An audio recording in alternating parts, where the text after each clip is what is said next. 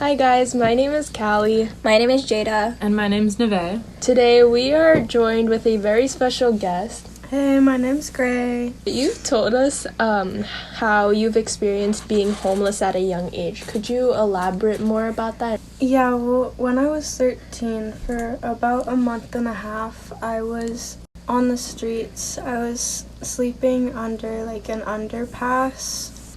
What are some events that lead up to it? Well, I was going through quite a bunch of stuff, and I was getting into some pretty hard drugs. I thought that it would be best if I was just like on my own. It was very cold and kind of like dehumanizing. Before you were homeless, did you have a different view about homeless people until you were actually homeless? I've always had a lot of respect for those people because they are people. They don't want to be in that situation. They're doing what they can to survive. Has anybody tried to help you? Well, definitely some people would see me and try and talk to me, see what was going on, because I was quite young. I just kind of shut it down. I didn't really trust them. I would refuse everything. Did you learn any valuable lessons while being homeless? Or if you never went through those experiences, do you think you would never have this mindset that you have right now? Well, definitely my mindset has changed. When you're in a bad place, you're the one who's able to get yourself out of that. But also you can be the one who puts yourself into those situations. A lot of the time you aren't able to get out, whether you don't want help, don't have help, or can't help yourself.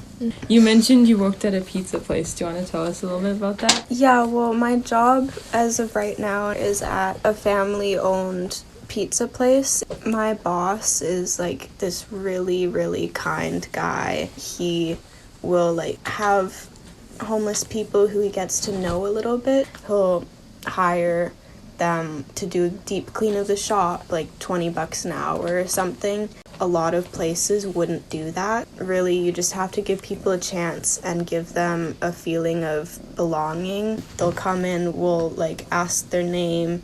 The next time they come in, we'll say their name, so they really feel like they have somewhere to belong at our shop. What got you off the streets? What changed to get you back into your house? I was really done with feeling so scared all the time. I didn't want people to know that I was doing drugs because I didn't want help. When I got sober, it was completely my choice. But I think this goes for a lot of people who are in that situation or have been in that situation, is they don't want to change. They are not happy with their life, but they don't think that they would be happier in a different situation. What do you think gets people onto the streets? Well, I feel like it's different for everybody. I think a lot of what people think makes people be on the streets is them just not wanting to have a job, just not wanting to do anything like that. But really it's not that. Sometimes it'll be people with a good job who lose it and then can't pay their rent, lose their house, and then they're on the streets. And some people, they'll have really bad pasts and trauma and get into drugs because that's what makes them not think about their past. And so then they spend their money on drugs. They don't have a place to stay, so they end up there, and it's very hard to get out of that as well, because a lot of jobs, when you are trying to get hired, you need to have an address or a phone. Oh, yeah. Our last question to end it off is, what advice would you give homeless people now?